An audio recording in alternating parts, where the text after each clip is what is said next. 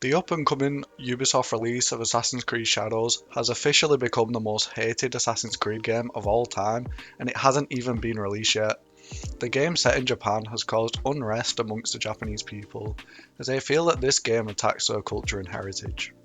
The main protagonist in this game is a man of African descent called Yasuke, who is depicted as a samurai.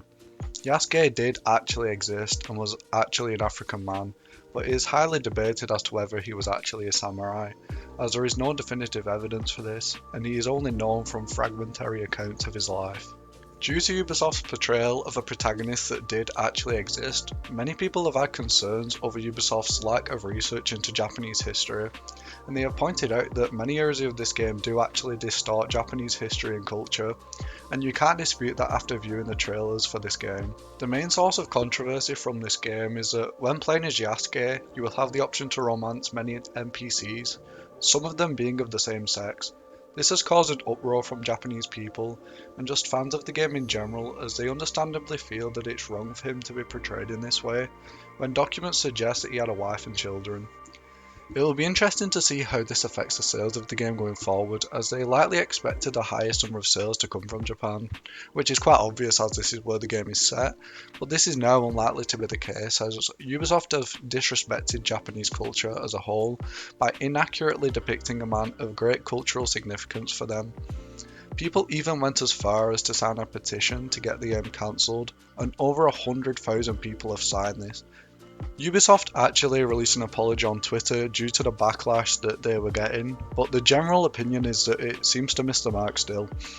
As you can see on the screen now, this isn't really much of an apology, but more so a vague attempt to justify their actions.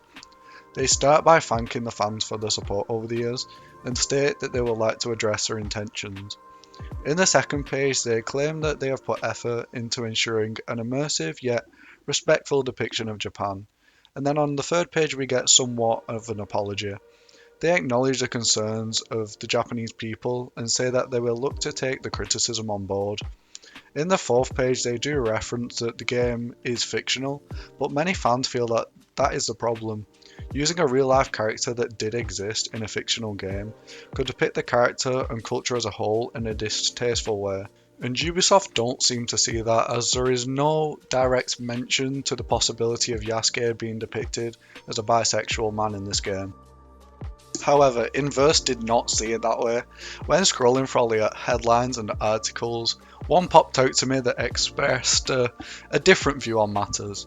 Website Inverse say that Assassin's Creed developers didn't have to explain their game, and this is the best part underneath where it says, Ubisoft gave the worst people on the internet ammunition, referring to millions of people and likely the majority of Japanese people who have seen it.